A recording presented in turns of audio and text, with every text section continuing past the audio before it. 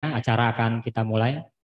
Assalamualaikum warahmatullahi wabarakatuh.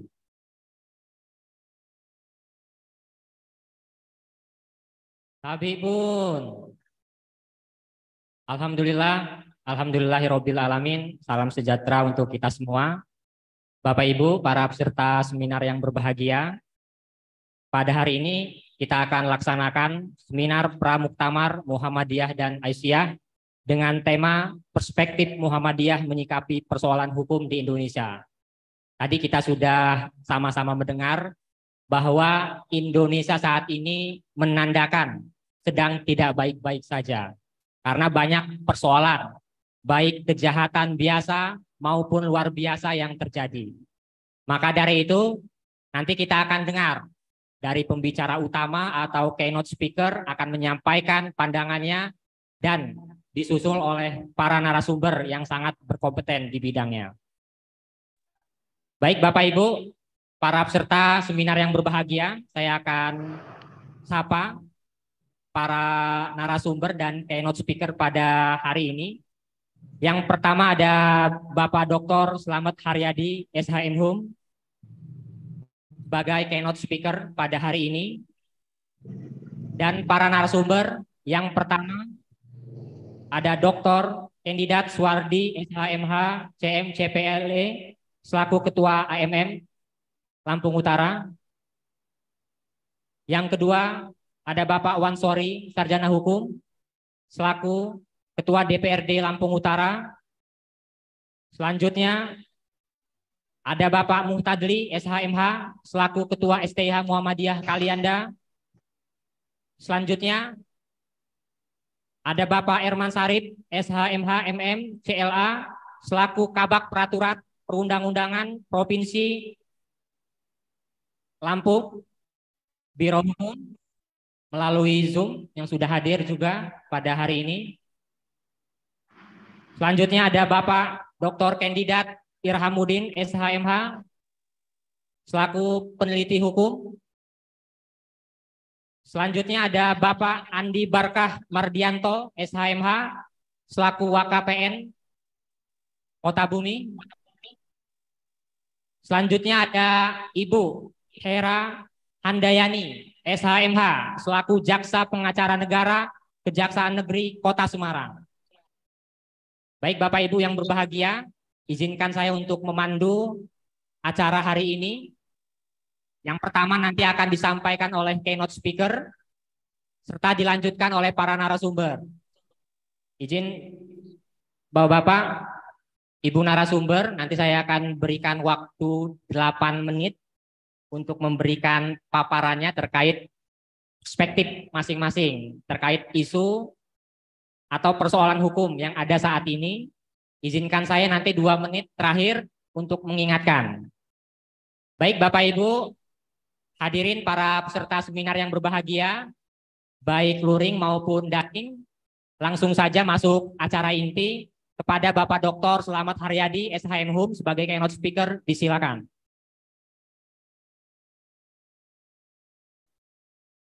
Assalamualaikum warahmatullahi wabarakatuh.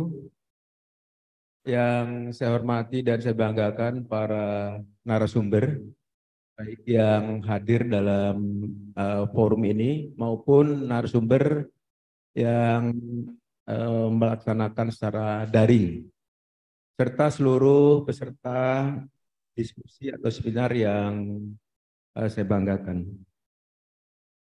Baik, saya ingin memanfaatkan waktu yang relatif singkat ini untuk menyampaikan apa yang diminta oleh panitia sebagai pembicara utama berkaitan dengan sebuah tema besar yang saya istilahkan dengan pengembangan hukum modern berkemajuan.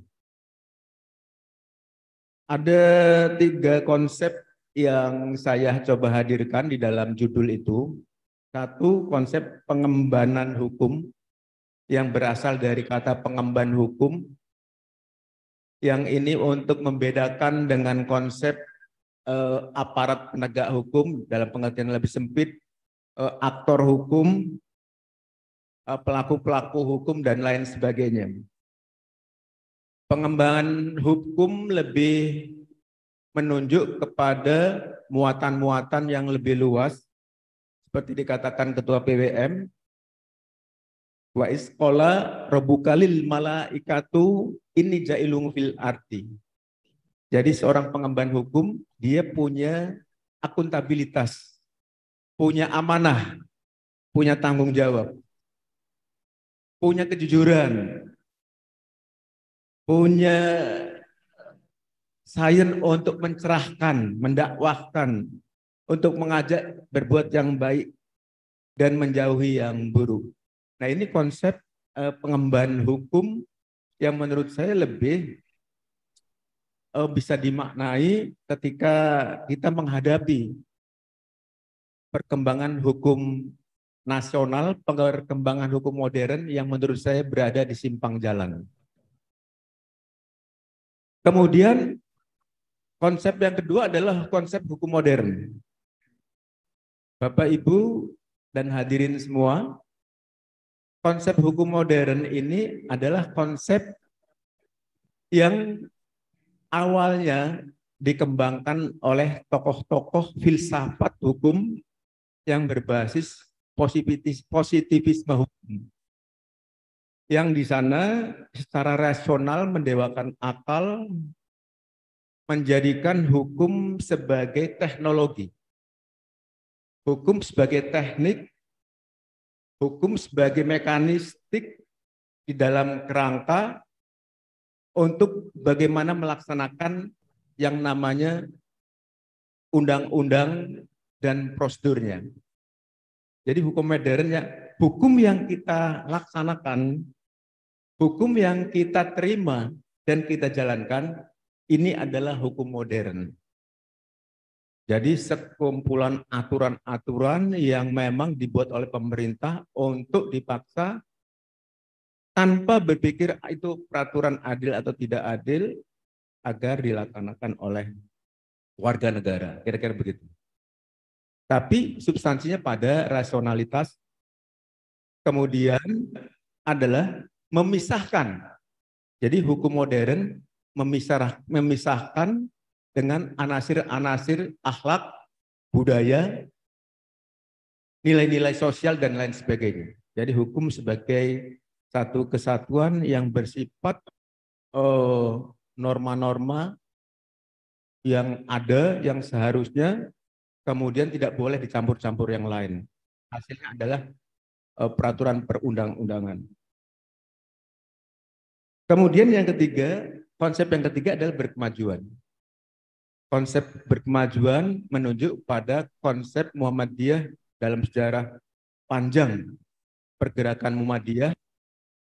Satu sisi bangkit untuk mencerahkan, satu sisi lagi membangun peradaban dengan meningkatkan derajat keilmuan warga Muhammadiyah, warga persyarikatan. Nah, jadi konsep ini sepadukan untuk menjawab persoalan-persoalan, untuk membongkar persoalan yang sedang dihadapi pada perkembangan hukum saat ini yang seperti katakan berada di simpang jalan. Karena hukum modern berpisah untuk meninggalkan keadilan.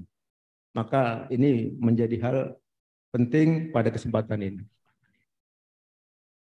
Yang kedua itu ada pertanyaan-pertanyaan yang gambarnya bundar-bundar itu.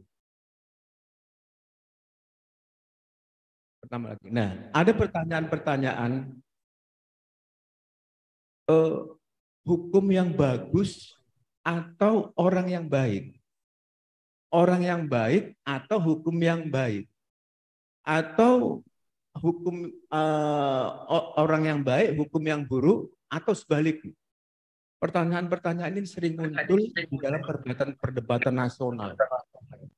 Sehingga kadang-kala muncul bagusnya itu aturan-aturan itu kalau menyangkut ini tindak pidana, hukum yang berat, ujungnya seperti itu. Kembali ke peraturan lagi.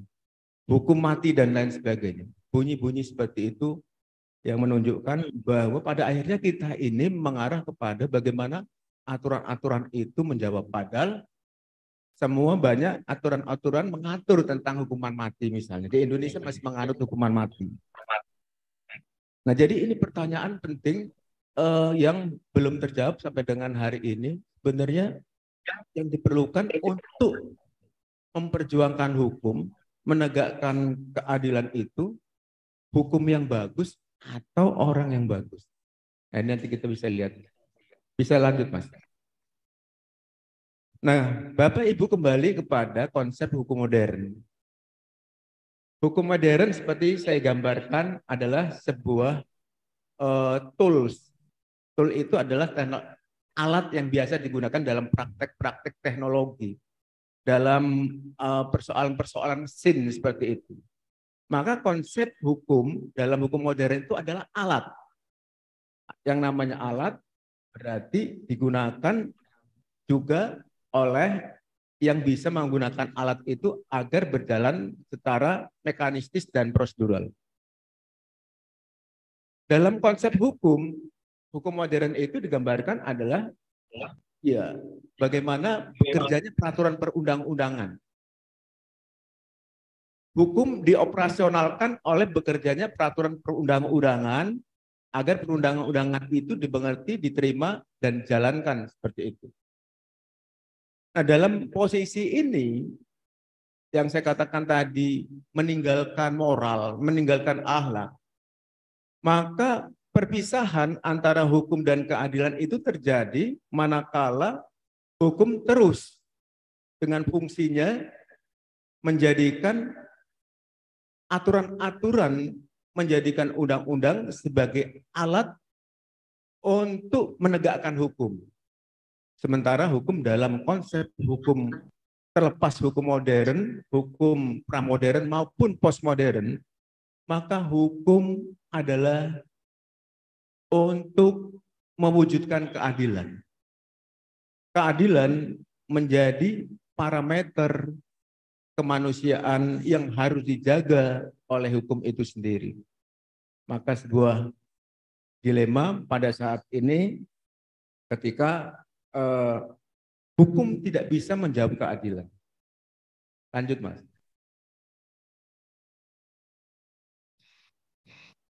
Maka kita tidak pernah mencari keadilan lagi. Bapak, Ibu, Saudara, para penegak hukum, mohon maaf ini, para teorisi hukum, saya istilahkan dengan pengemban hukum, tidak rumit untuk mencari keadilan. Karena yang dicari adalah bagaimana peraturan perundang-undangan itu bisa sesuai dengan apa yang menjawab persoalan yang terjadi. Nah, sementara ilmu hukum mensyaratkan bahwa bagaimana mengungkap keadilan, memberikan rasa keadilan pada semua orang. Inilah yang menjadi persoalan besar di mana pada akhirnya peta jalan kemanusiaan itu terjadi penyimpangan. Dan ketika hukum menjadi alat, yang terjadi adalah seperti kata Ketua PWM tadi, hukum untuk bisnis. Hukum menjadi alat kepentingan bagaimana mendapatkan keuntungan pribadi dan kelompok tertentu. Ada fenomena yang bisa saya contohkan bagaimana aktor hukum yang ada. Lanjut, ini adalah masih ingat Bapak-bapak, Ibu-ibu, Joseph Parera, seorang pendiri Rumah Pancasila, ya kan? Juga seorang advokat. Kemudian yang satu Sudrajat Dimyati itu seorang hakim agung yang ternyata keduanya dengan menggunakan hukum modern itu hanya untuk bagaimana mengolah pasal agar pasalnya sesuai. Yang terjadi apa? KPK melihat bahwa ada upaya tidak untuk mencari keadilan, tetapi untuk mencari keuntungan. Itu sebuah fenomena menarik yang terjadi. Dan apa kata Joseph Parera? Dia katakan pada apa namanya, ditanya sama wartawan, saya memang tidak bermoral. Saya tidak mempunyai moral yang cukup untuk menghadapi kasus ini. Maka saya mengeluarkan uang. Inilah salah satu bentuk fenomena sekaligus realitas.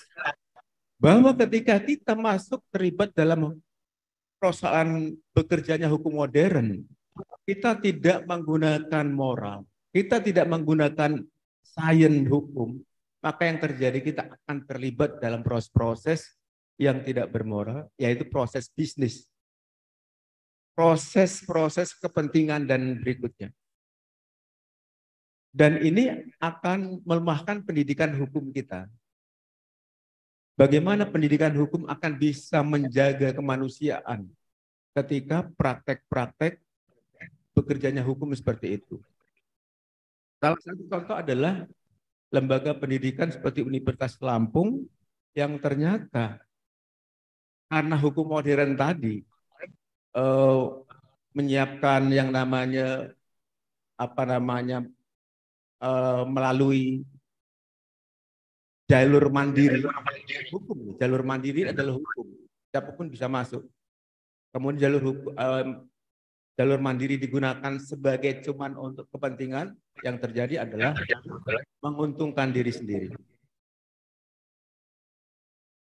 Nah, Bapak, Ibu, dan Saudara, salah satu filsuf besar yaitu Rushdie itu juga seorang tokoh hukum modern itu menyampaikan, maju lagi, bahwa hukum itu adalah alat untuk rekayasa sosial. Alat untuk rekayasa sosial, bukan alat untuk mencari kepentingan. Bagaimana merekayasa sosial adalah untuk meningkatkan bagaimana hukum bisa menjembatani keadilan, hukum bisa juga mendamaikan, hukum juga bisa menenteramkan. Maka teori hukum ini, filsafat hukum ini cukup besar dianut di berbagai negara, termasuk di Indonesia, itu diadopsi oleh Profesor Dr. Mokhtar Kusumaatmadja. Tetapi dalam praktek bernegara menjadi menyimpang. Peraturan dibuat, kebijakan-kebijakan dibuat hanya menguntungkan segelintir kekuasaan kuasa. Berjalan lagi bahwa hukum negara, hukum modern seperti itu berdampaknya. Nah, maka ketika seperti itu berarti ini bukan persoalan hukum saja, bukan persoalan hukum modern saja, tetapi juga persoalan manusia modern. Siapa manusia modern? Adalah para pengemban hukum modern itu sendiri. Nah, ini menjadi hal yang menurut saya penting untuk saya sampaikan. Sebuah kasus fenomena yang terjadi adalah obstruction of justice. Bagaimana Pak Jenderal, ya kan, sebanyak itu melakukan tindak pidana. Mengapa? Pertanyaannya. Apakah mereka itu tidak mengerti? Pasti mengerti. Tapi yang jelas bahwa ketika para pengemban hukum, para aktor hukum ini memiliki monopoli of power, memiliki diskresi of office, maka dengan sendirinya akan menghilangkan yang namanya tanggung jawabnya. Amanahnya menjadi hilang. Nah, ini menjadi persoalan besar yang menjadi perlu dicari benang merahnya pada diskusi ini, bagaimana menjawab keadaan hukum kita saat ini. Oleh karena itu,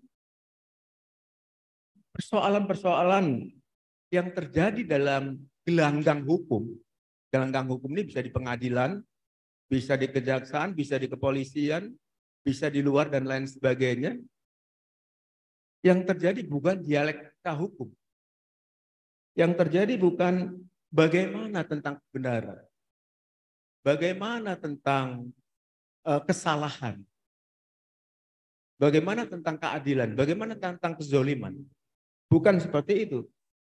Tetapi para aktor hukum berkelebat persoalan kepada kalah atau menang. Kalah atau menang ini bicara tentang bagaimana sebuah pasal-pasal itu bisa mencocoki peraturan perundangan yang disesuaikan. Nah, ketika cara pandang paradigma hukum para pengemban hukum ini seperti ini, maka otomatis hukum menjadi bisnis. Seperti kata universitas seperti itu, hukum juga bisa menjadi bisnis, hukum menjadi alat kepentingan dan lain sebagainya. Tinggallah orang-orang yang kata para praktisi yang mengalami problem, hukum seperti dikais-kais, keadilan seperti dikais-kais.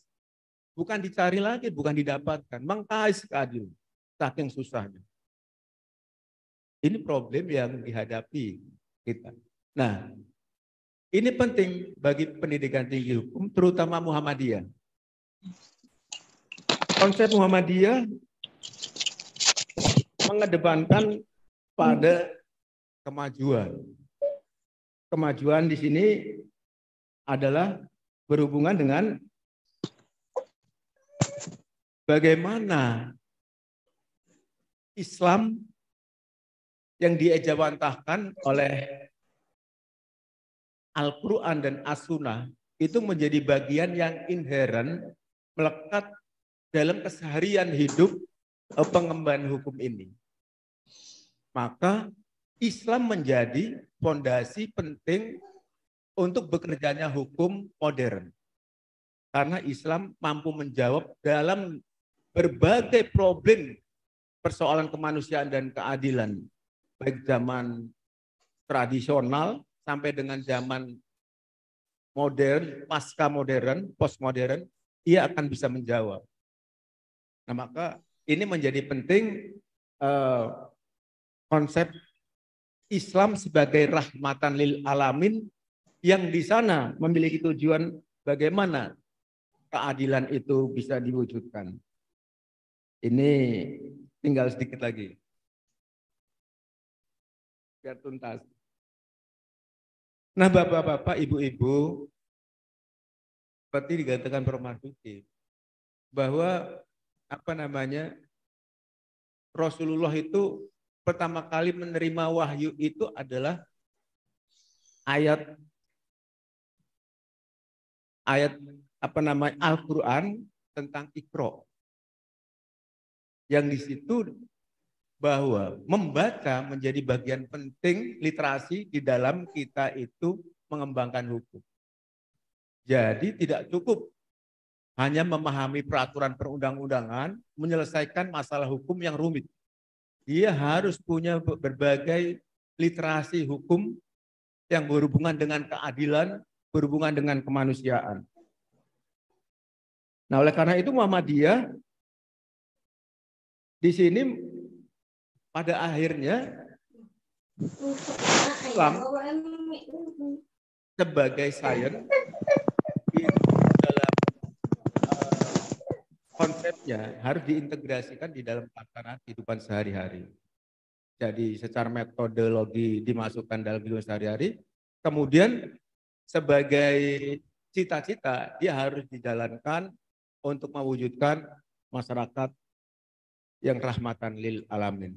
Nah, itu Bapak dan Ibu-ibu, ini sebuah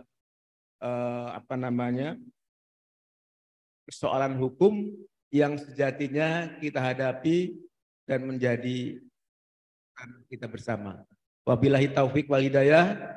Wassalamualaikum warahmatullahi wabarakatuh. Waalaikumsalam warahmatullahi wabarakatuh. Boleh plusnya nggak apa-apa? Terima kasih kepada Bapak Dr. Selamat Haryadi SHM atas paparannya. Ini sangat membuka pandangan para peserta yang seperti itu. Ya. Jadi ini mohon izin dengan para narasumber. Hari ini saya ada pertemuan Muhammadiyah di provinsi untuk merumuskan tentang moderasi beragama. Jadi saya tidak bisa membersama ini dengan para narasumber, mohon izin Pak Ketua DPRD maupun Pak Ketua Pengadilan, ya kan? Pamit Pak Dekan ya. Lebih kurangnya mohon maaf. Assalamualaikum warahmatullahi wabarakatuh. Waalaikumsalam warahmatullahi wabarakatuh. Baik Bapak Ibu, kita lanjutkan ke para narasumber yang sangat luar biasa. Yang pertama, kami silakan kepada Bapak Suwardi SHMH Saya nggak ada yang untuk masuk. bisa menyampaikan perspektifnya. Silakan Pak. Waktu 8 menit Pak, izinkan saya 2 menit terakhir untuk mengingatkan. Ini tahu nggak siapa? Wartawan. Baik, terima kasih. Assalamualaikum warahmatullahi wabarakatuh.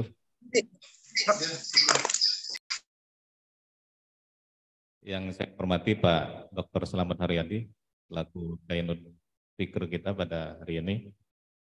Bapak-bapak narasumber, baik yang secara langsung di ruangan ini maupun yang melalui Zoom meeting, dan ada Ibu juga.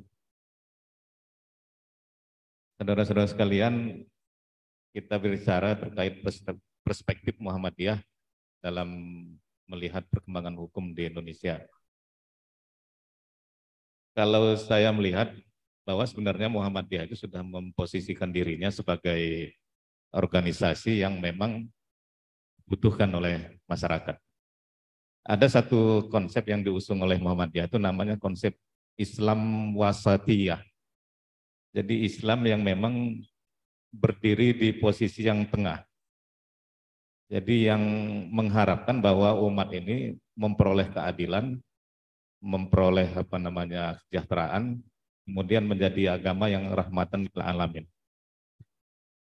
Nah, ini yang kemudian nanti diadopsi oleh beberapa lembaga lain, termasuk tadi yang disampaikan oleh Pak Slamet, yaitu adanya moderasi beragama. Jadi bagaimana kita beragama itu pada posisi moderat, yang tidak terlalu ekstrim, kemudian tidak terlalu radikal juga, sehingga semuanya bisa bermanfaat bagi masyarakat pada umumnya. Tapi ketika berhadapan dengan atau berada di lingkungan umat itu sendiri, maka memang kita harus memahami Islam itu secara mendalam. Jadi posisi wasatiyah itu artinya yang posisi di tengah-tengah, itu artinya ketika dia melakukan kegiatan di tengah-tengah masyarakat. Wasat itu artinya tengah. Maka kata-kata wasit itu, wasit yang berada tengah-tengah itu mengadopsi juga dari bahasa Arab. Nah, ini sejalan dengan ada pendapat ahli hukum yang namanya Gustav Radbruch namanya. Dia menyatakan bahwa ada 3 dimensi dalam menegakkan hukum ini. Yang pertama keadilan, kemudian kemanfaatan, kemudian yang ketiga kepastian hukum.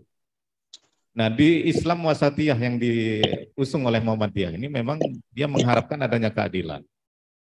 Keadilan di tengah-tengah masyarakat, sehingga tidak akan menimbulkan hal-hal yang nanti yang pada waktunya akan menjadi akibat sebuah radikalisme itu. Jadi radikalisme itu sebenarnya berawal dari ketidakadilan di tengah-tengah masyarakat. Sehingga masyarakat mencari bagaimana konsep yang sebaik mungkin supaya rasa keadilan itu bisa diperoleh.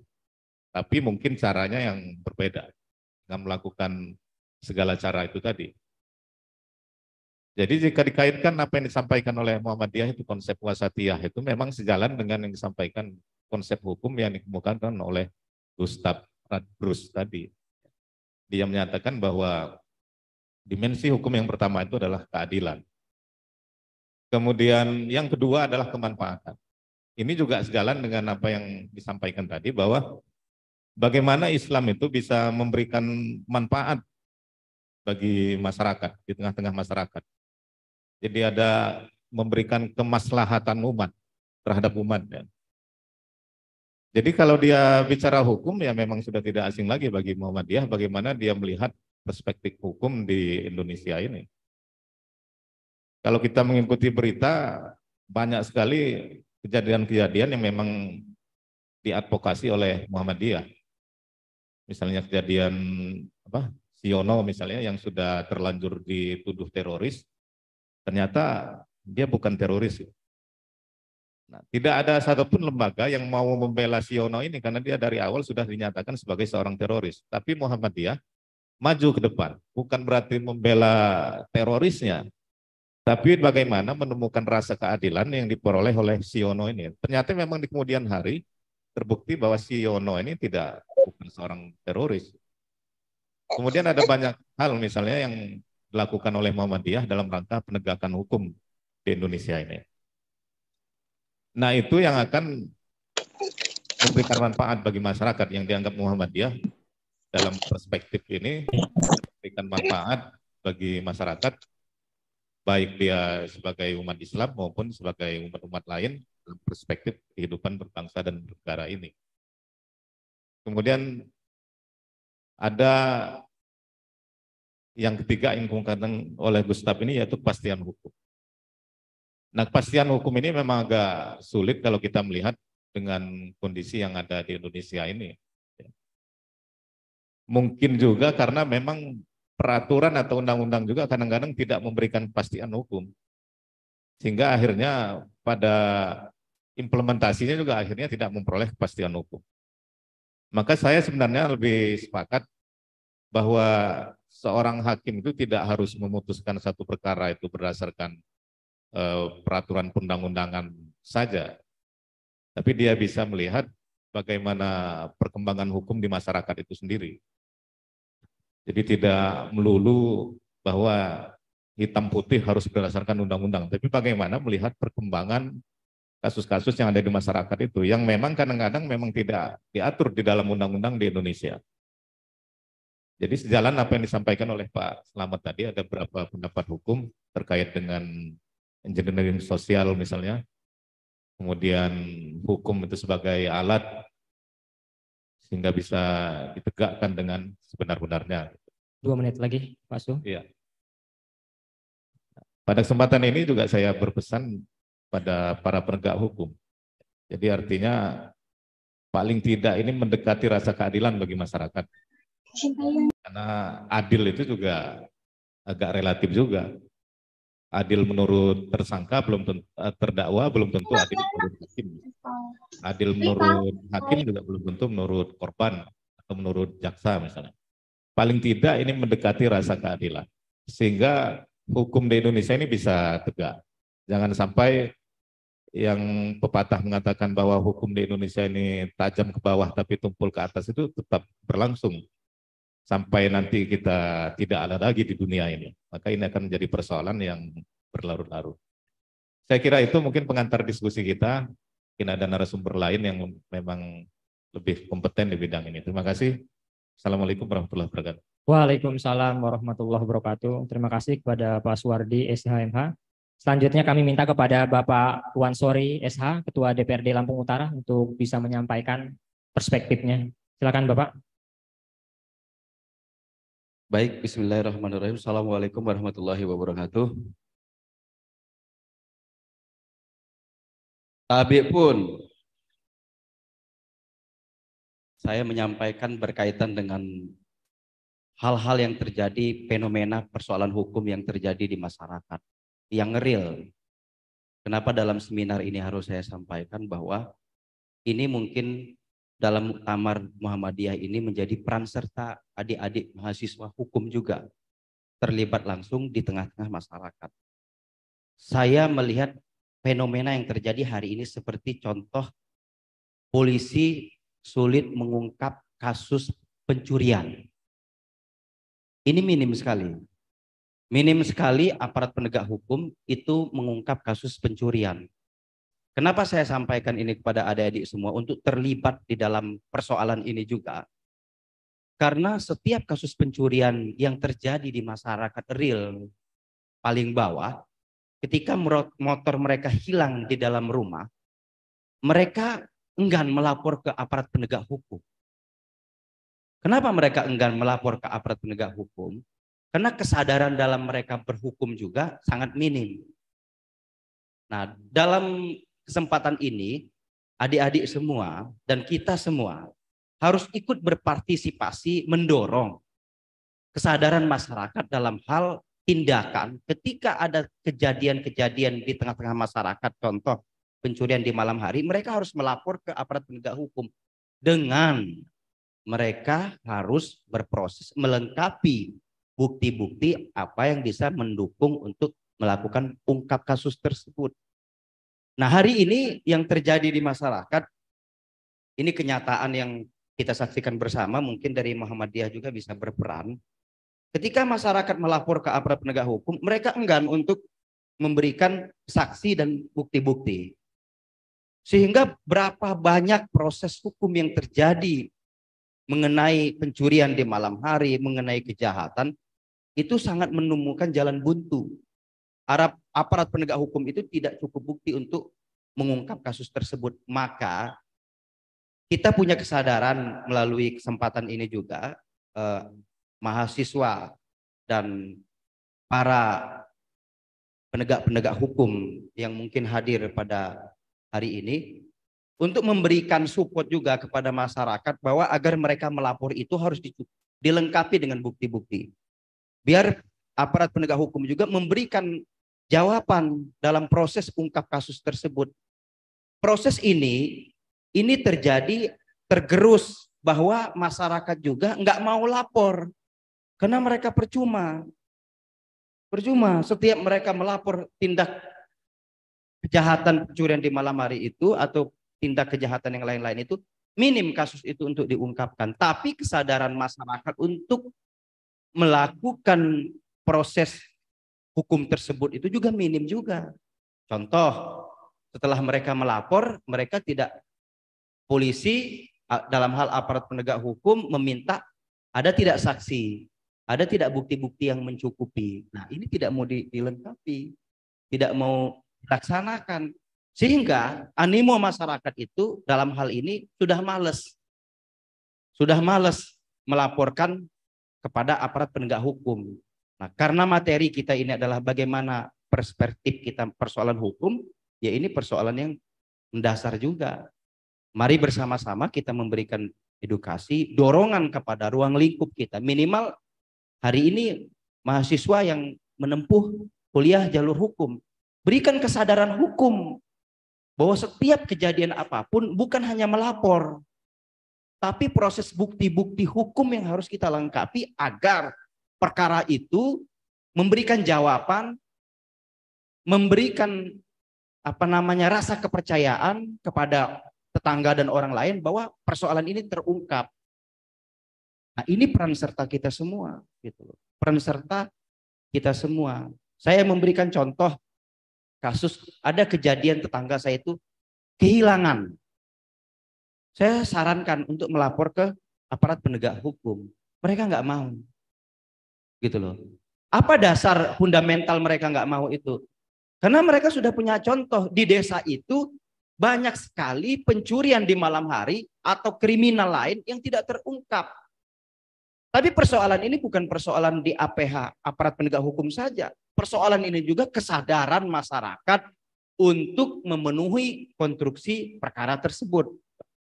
Apa kesadarannya? Polisi minta ada tidak saksi. Mereka malas. Ogah-ogahan. Nah, jadi ini menjadi sebuah mungkin momentum ini menjadi sebuah pendidikan hukum bagi kita semua. Andai kata terjadi real kenyataan fakta di lapangan, ada peristiwa hukum, adik-adik yang menempuh ilmu kuliah dalam hal bidang hukum, berikan pelajaran bahwa hukum itu bukan katanya, hukum itu harus ada proses bukti. Tindak pidana itu harus mencukupi 2 alat bukti, baru bisa dia dilengkapin. Kalau dia sekedar pelaporan saja, tidak mencukupi 2 alat bukti, ya dia tidak pernah akan terungkap. Nah, kesadaran hukum inilah yang harus bersama-sama kita berikan pendidikan kepada warga dan masyarakat, terutama mulai dari keluarga kita. Izin 2 menit lagi, Pak. Ya, mulai dari keluarga kita. Keluarga kita siapa? Kalau ada peristiwa seperti itu, dorong keluarga kita untuk melengkapi 2 alat bukti tersebut. Kalau polisi berhasil mengungkapkan, tumbuhlah rasa kepercayaan kita kepada aparat penegak hukum.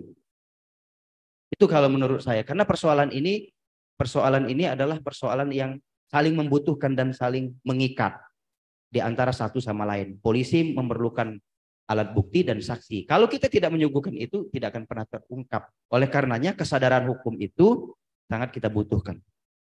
Itu saja, saya Iri. Wassalamualaikum warahmatullahi wabarakatuh. Waalaikumsalam warahmatullahi wabarakatuh. Selanjutnya kami minta kepada Bapak Muhtadli SHMH, Ketua STIH Muhammadiyah Kalianda, disilakan.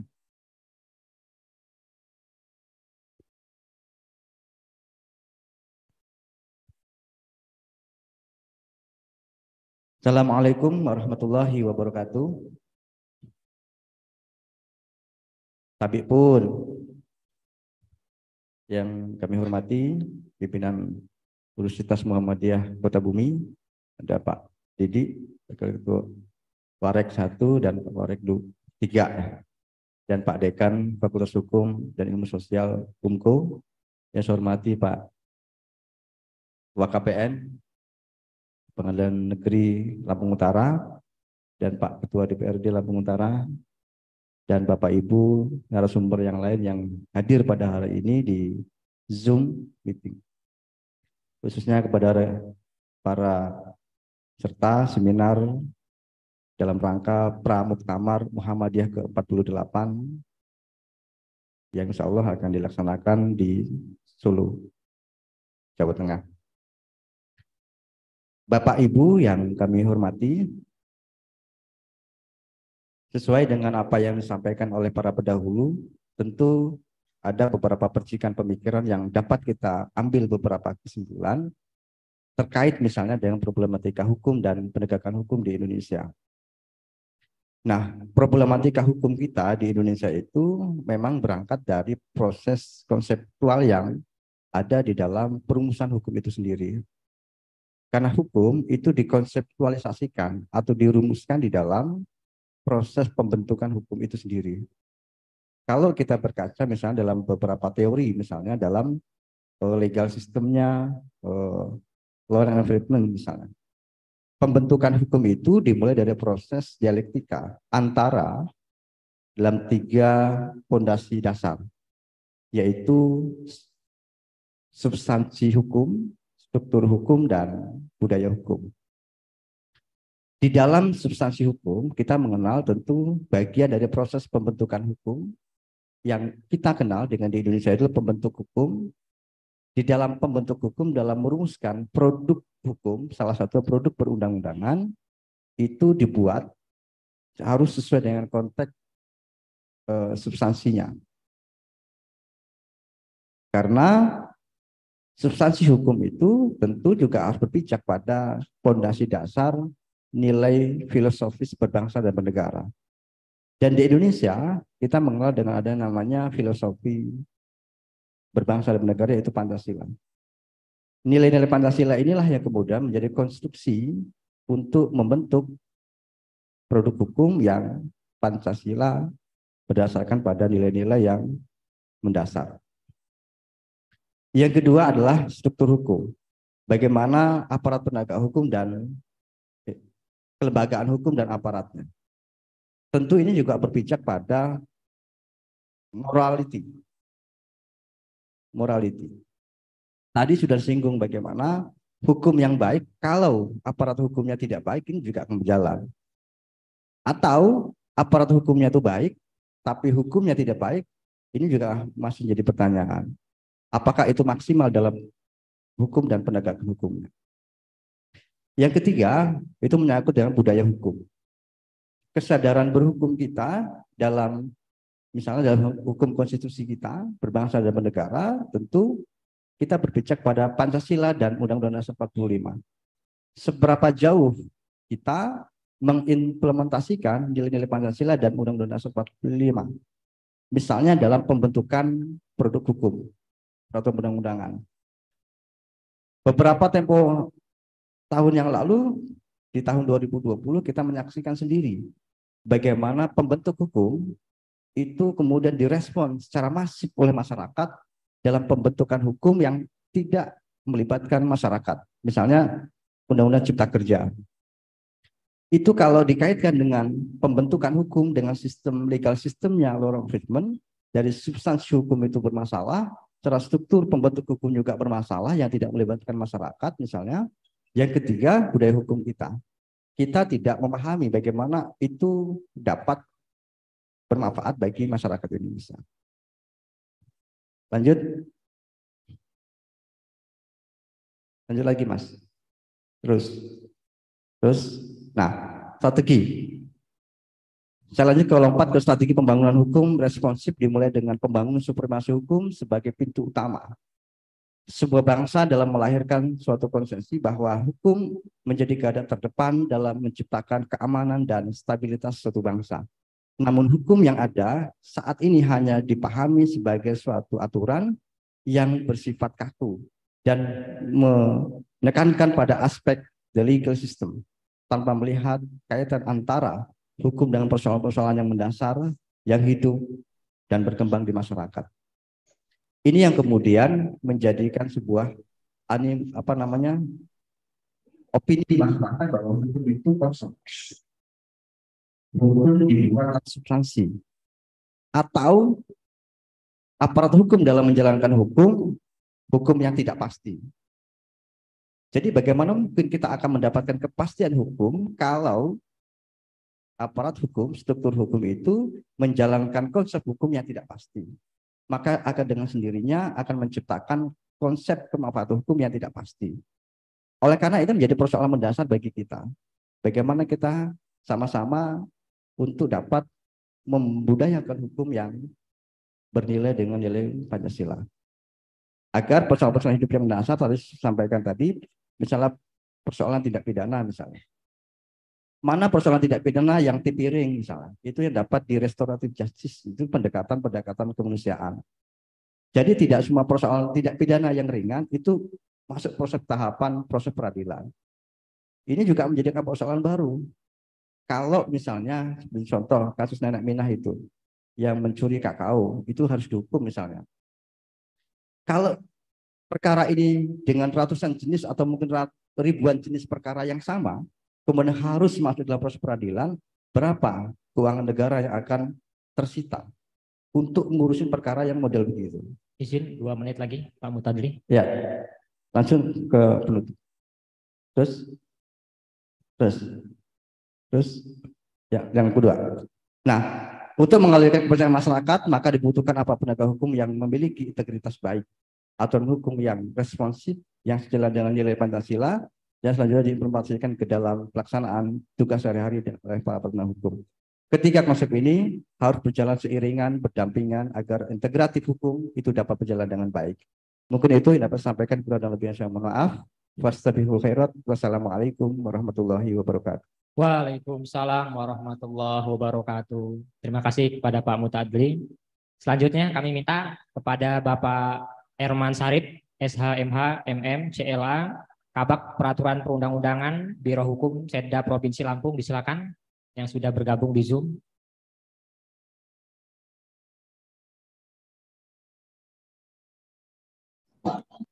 Terima kasih kepada Bapak Moderator. Assalamualaikum warahmatullahi wabarakatuh. Tabipun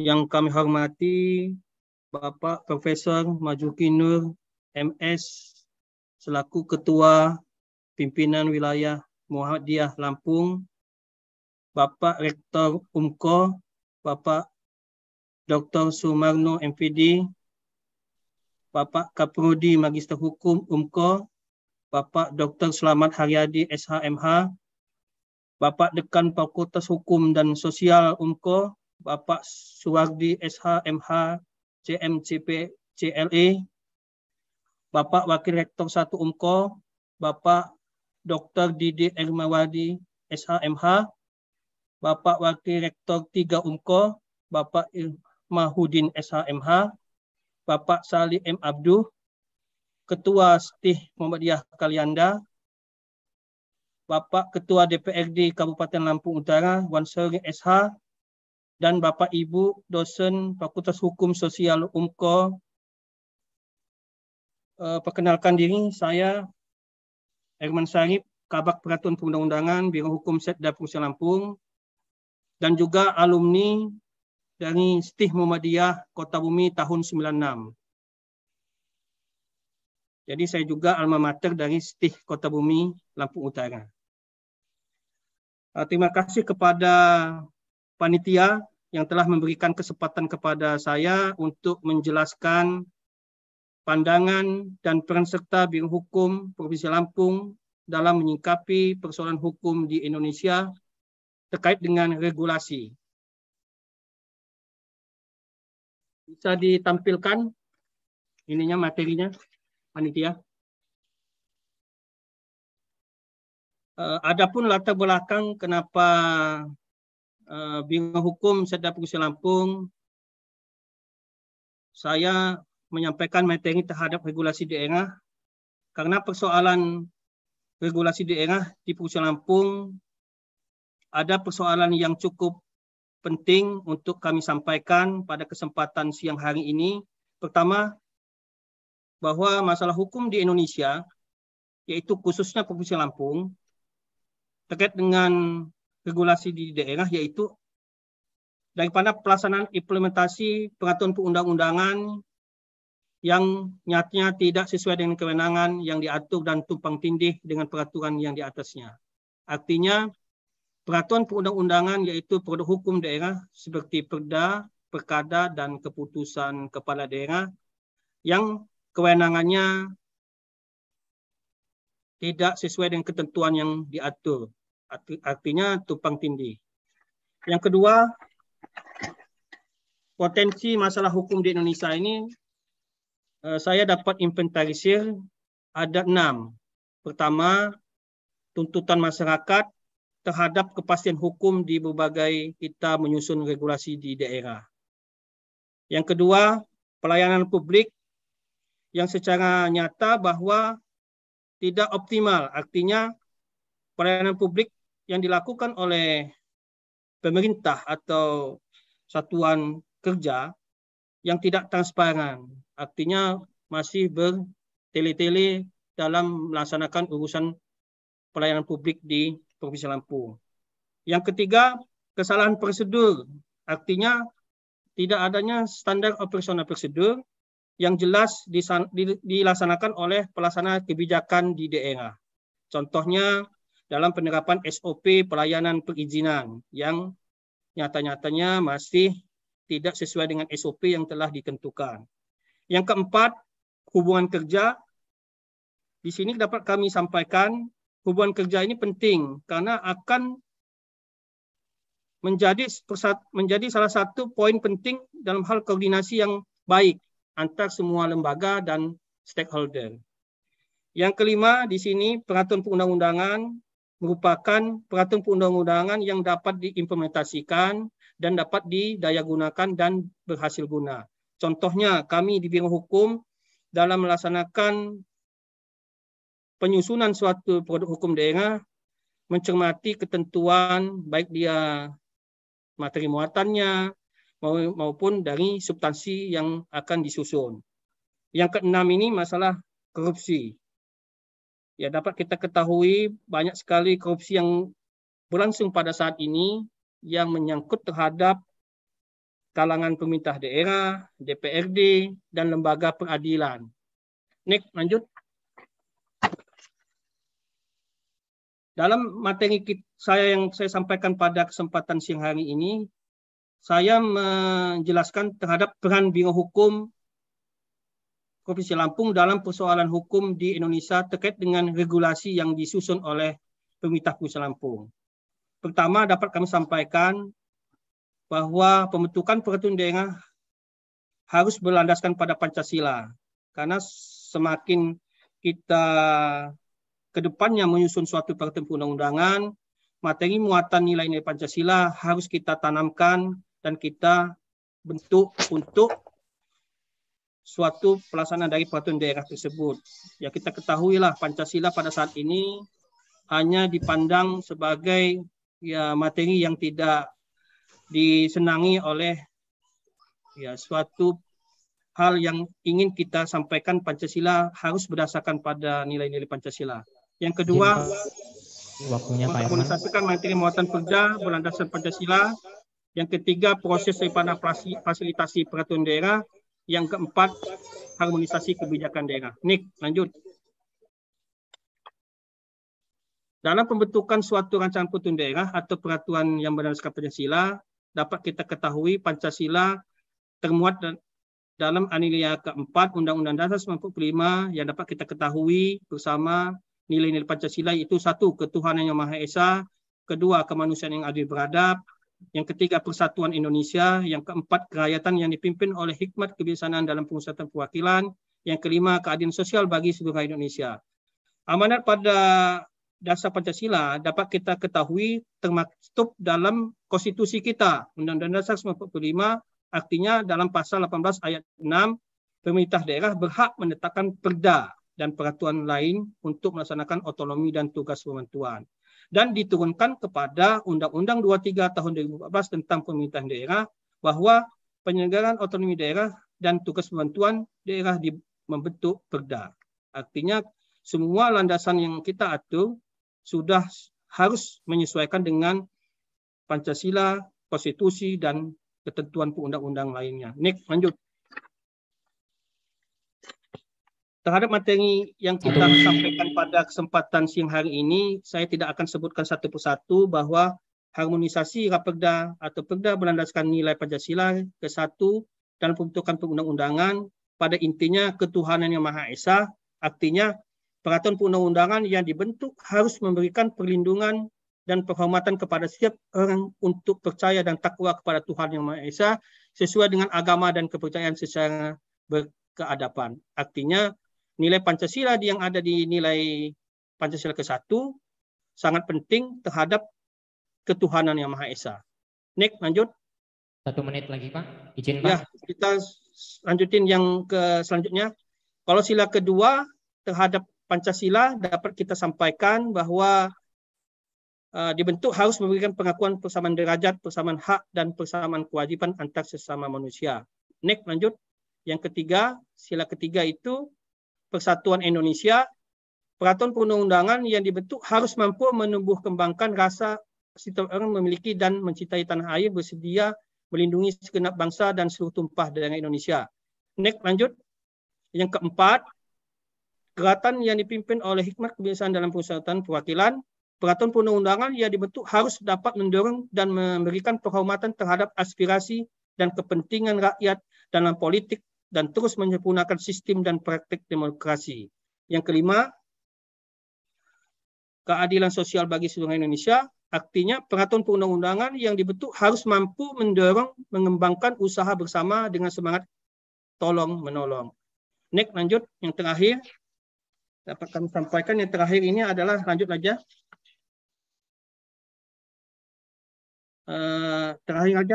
Yang terakhir saja terhadap kebijakan daerah. Artinya bahwa pemerintah daerah sesuai dengan pasal 17 Undang-Undang 23 tahun 2014 tentang pemerintah daerah, daerah berhak menetapkan kebijakan daerah untuk menyelenggarakan urusan pemerintahan yang menjadi kewenangan daerah.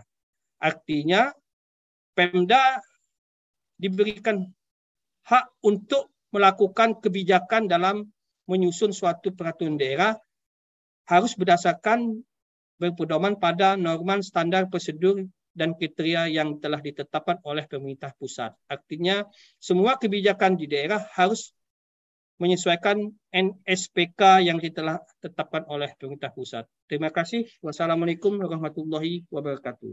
Waalaikumsalam warahmatullahi wabarakatuh. Terima kasih kepada Bapak Irman Sarip atas perspektifnya.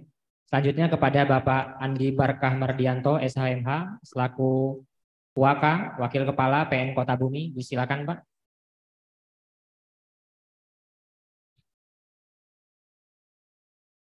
Baik, terima kasih. Assalamualaikum warahmatullahi wabarakatuh. Yang saya hormati Bapak dan Ibu narasumber dan seluruh rekan-rekan mahasiswa UMPO terkait dengan tema seminar kita hari ini mengenai perspektif penegakan hukum atau persoalan hukum. Kita ketahui bahwasanya Indonesia merupakan negara hukum. Jadi kalau kita mau melihat suksesnya kita sebagai negara hukum, bagaimana terhadap penyelesaian dari proses penegakan hukum itu sendiri. Penegakan hukum itu sendiri merupakan tanggung jawab dari aparat penegak hukum. Aparat penegak hukum itu seperti tadi ada hakim, jaksa, polisi, termasuk juga penasihat hukum, pengacara, ataupun juga polisi pamong praja, itu juga merupakan aparat penegak hukum. Nah, kita sebagai aparat penegak hukum memang dituntut untuk dapat memberikan penegakan hukum yang baik, agar kita sebagai negara hukum bisa sukses. Nah, untuk itu ada beberapa faktor yang menjadikan penegakan hukum kita itu kurang maksimal. Di antaranya yang pertama, masalah hukum itu sendiri. Artinya hukum itu seperti undang-undang. Aparat penegak hukum itu bekerja berdasarkan undang-undang yang ada. Nah, dengan adanya undang-undang, itu diharapkan kejelasan daripada isi undang-undang tersebut tidak bersifat multitafsir. Karena kalau dengan undang-undang yang ngomong mungkin pada saat dibuat tidak berajaskan dengan azas yang ada, atau misalnya dengan bahasa hukumnya yang tidak ada penjelasan yang sulit, sehingga ditafsirkan multitafsir oleh masyarakat. Menurut tafsir penegak hukum seperti ini, atau menurut penegak hukum lainnya seperti itu, dan masyarakat pun juga seperti itu. Nah, sehingga ada salah satu faktor juga yang mempengaruhi dari penegakan hukum, yaitu sepertinya hukumnya atau undang-undangnya. Kemudian yang kedua, faktor dari penegak hukumnya. Penegak hukum kita dituntut untuk memberikan penegakan hukum yang maksimal, sementara perubahan zaman itu kan selalu berubah-ubah. Jadi aparat penegak hukum itu dituntut untuk bisa selalu mengerti dengan perubahan zaman tersebut. Oleh karena itu penegak hukum wajib terus untuk menggali kemampuan pengetahuannya agar dapat mengikuti proses perkembangan zaman. Itu dari faktor dari penegak hukumnya. Selain itu juga integritas yang untuk selalu ditingkatkan. Kemudian dari dua faktor tadi ada lagi faktor sarana dan prasarananya. Tentunya penegak hukum dalam melaksanakan suatu proses pekerjaannya itu membutuhkan yang namanya sarana dan prasarana. Kalau sarana dan prasarana tidak dipenuhi, misalnya kebutuhan keuangan, organisasinya, dalam pelaksanaan sebagai seorang penegak hukum, maka akan sulit juga dalam proses penegakan hukum. Dan kemudian selain itu budaya yang ada di masyarakat. Jadi masyarakat ini kita ini ada masyarakat atas dan masyarakat bawah. Ya mungkin seperti itu. Kalau masyarakat atas mungkin mereka mengerti hukum, tapi mereka mengerti hukum itu bagaimana caranya setelah untuk mencari pelaksanaan dia untuk bisa melaksanakan yang tidak sesuai dengan proses hukumnya. Sedangkan yang di bawah mungkin ada yang tidak mengerti hukum karena keterbatasan ekonomi, jadi tidak mengerti hukum. Nah, untuk itu masyarakat juga dituntut untuk bisa mengerti hukum. Dan kemudian dari budaya juga ada budaya yang kita kenal, orang punya masalah perkara itu berprinsip bagaimana saya supaya menang. Nah, kalau kita berprinsip supaya menang itu tadi, jadi akan mempengaruhi supaya dari penegakan hukum itu bagaimana supaya menang, ya jual beli supaya menang bagaimana. Nah, dituntut sekarang budaya kita rubah. Jadi bukan budaya bagaimana kita menghadapi suatu perkara itu supaya kita menang, tapi kita menuntut untuk dimintakan keadilan. Jadi apapun nanti yang diputuskan oleh atau dari aparat penegak hukum lakukan, itu merupakan kita minta untuk diberikan keadilan. Izin 2 menit lagi, Pak. Ya, jadi hal-hal faktor-faktor tersebutlah yang beberapa faktor tadi yang mempengaruhi dari proses penegakan hukum. Mungkin itu saja yang dapat saya sampaikan di pembukaan seminar ini. Saya akhiri, terima kasih. Wassalamualaikum warahmatullahi wabarakatuh. Waalaikumsalam warahmatullahi wabarakatuh. Terima kasih Pak Andi Barkah atas materinya disampaikan. Selanjutnya kepada Ibu Era Handayani, SHMH, selaku Jaksa Pengacara Negara Kejaksaan Negeri Kota Semarang. Disilakan Ibu. Terima kasih. Baik, bismillahirrahmanirrahim. Assalamualaikum warahmatullahi wabarakatuh. Terima kasih kepada Bapak dan Ibu narasumber dan mahasiswa-mahasiswa hukum yang saya hormati. Hari ini saya mencoba untuk membahas tentang masalah perspektif Muhammadiyah menyikapi persoalan hukum di Indonesia. Persoalan hukum di Indonesia itu ada berbagai macam faktor. Adanya lemahnya integritas penegakan hukum, tidak ada pengawasan yang efektif, masih melihat hukum dari kontennya, mentalitas praktisi hukum yang lemah, dan struktur hukum yang overlapping, kewenangan sarana dan prasarana hukum yang kurang memadai. Persoalan hukum di Indonesia itu sekarang banyak di dalam berita-berita yang beredar tentang buruknya penegakan hukum kasus di Indonesia, seperti kasus pembunuhan Ajudan Ferdi Sambo, peredaran narkoba yang dilakukan oleh ex-Kapolda Sumatera Barat Teddy Minahasa, kasus suap rektor Unmila, kasus korupsi proyek yang dilakukan Gubernur Papua. Menurut saya, mengapa hal ini mungkin terjadi? Mungkin karena adanya masalah pudarnya karakter bangsa sebagai insan religius yang mempunyai rujukan utama dalam hidupnya sehari-hari. Masalah terbesar hukum di Indonesia itu terletak pada karakter. Ada kisah pada zaman masa Khalifah Umar bin Khattab. Ada seorang ibu yang membujuk anaknya untuk melakukan praktik curang, mencampur susu dengan air, kemudian dijual. Si ibu melakukan itu menganggap bahwa perbuatan itu tidak akan diketahui oleh Khalifah. Namun anaknya menolak dengan menjawab, Umar memang tidak melihat, tapi Tuhannya Umar melihat. Kita juga berpandangan juga kepada negara Swedia, di mana di Swedia tersebut para supir walaupun tengah malam jalan jauh pengawasan dari polisi sudah mempunyai kecenderungan untuk patuh pada peraturan lalu lintas. Dia tidak peduli apakah ada polisi atau tidak yang telah melakukan pengawasan. Dengan alasan kami sudah ratusan tahun hidup di negeri ini. Kami menghormati hukum negeri ini dan tidak akan menghancurkan dengan melanggar satupun larangan.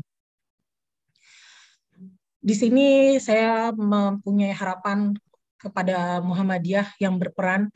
Mayoritas orang Indonesia beragama Islam, dan Muhammadiyah sebagai organisasi sosial keagamaan di Indonesia dan sebuah gerakan keagamaan yang telah konsisten dan memperluas ruang gerak dan pengabdiannya dengan cara membentuk lembaga bantuan hukum sebagai hak masyarakat yang rentan terhadap diskriminasi penegakan hukum. Saya berharap LBH-nya itu ada di mana saja dan dapat dinikmati oleh anggota Muhammadiyah dan masyarakat Indonesia. Muhammadiyah dalam visi pengembangan di bidang hukum dan konstitusi, yakni berkembangnya kesadaran dan advokasi serta peran Muhammadiyah dalam memperjuangkan kepentingan publik dan tegaknya hukum dan konstitusi sebagai wujud dari amar ma'ruf dan nahi mungkar. Muhammadiyah hadir sebagai bentuk refleksi atas buruknya kondisi kebangsaan dan kegagalan struktur kenegaraan yang ada dalam penegakan hukum yang menjamin hadirnya rasa keadilan dalam masyarakat. Hal ini dikaitkan dengan strategi Muhammadiyah yang diadopsi dengan buku dengan 12 langkah Muhammadiyah Kiai Haji Mas Mansur, di mana hukum yang efektif adalah hukum yang tumbuh dari pandangan hidup masyarakat dan norma-norma yang diyakini keabsahannya secara yuridis dan keagamaan. Banyak masyarakat yang di luar sana yang menganggap hukum itu sendiri, anggapannya itu kurang baik. Adanya anggapan bahwa hukumnya sendiri itu sudah baik, namun pelaksanaannya tidak sesuai harapan. Peraturannya sudah ada, namun tidak ditegakkan. Buat apa ada peraturan kalau nggak ditegakkan? Buat ada peraturan lalu lintas kalau masyarakat tidak mematuhi? Hilangnya kepercayaan masyarakat terhadap hukum Indonesia, hanya ada wacana tapi tidak ditegakkan, dan ada anggapan pandang bulu terhadap para pelanggar hukum. Anggapan bahwa telah hilangnya kepercayaan kepada pemerintah. Di sini saya membahas tentang masalah 12 tafsir langkah Muhammadiyah Kiai Haji Mas Mansur yang pada intinya dalam PP Muhammadiyah adalah menegakkan keadilan. Dalam surat An-Nisa ayat 135, wahai orang-orang yang beriman, jadilah kamu penegak keadilan yang menjadi saksi karena Allah, sekalipun terhadap dirimu sendiri atau terhadap kedua orang tua dan kaum kerabatmu. Jika dia yang terdakwa orang kaya atau miskin, maka Allah lah yang lebih tahu kemaslahatannya, kebaikannya. Maka janganlah kamu mengikuti hawa nafsu karena ingin menyimpang dari kebenaran. Dan jika kamu ingin memutarbalikkan fakta atau enggan menjadi saksi, maka sesungguhnya Allah Maha teliti terhadap segala sesuatu yang kamu kerjakan. Tentang membahas menegakkan keadilan telah diatur juga di dalam surat Al-Maidah ayat 8. Wahai orang-orang beriman, jadilah kamu para penegak keadilan karena Allah menjadi saksi dengan adil. Dan janganlah kebencianmu terhadap suatu golongan mendorongmu untuk berlaku tidak adil. Berlakulah adilah Karena keadilan itu lebih dekat dengan takwa, dan bertakwalah kamu kepada Allah. Sungguhnya Allah yang maha teliti terhadap apa yang telah kamu kerjakan. Izin Bu, 2 menit lagi Bu waktunya.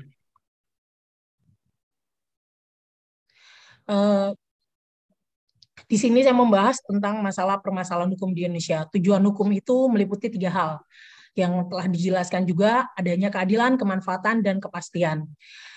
Akan tetapi menurut Jaksa Agung Dr. ST Burhanuddin SHMH dan praktiknya, para aparat penegak hukum itu cenderung bersifat legalistik dan mengutamakan kepastian hukum. Tapi jika dilihat dari nilai keadilan telah menimbulkan luka besar di hati masyarakat, tentu menjadi ironi sehingga telah adanya restoratif justice.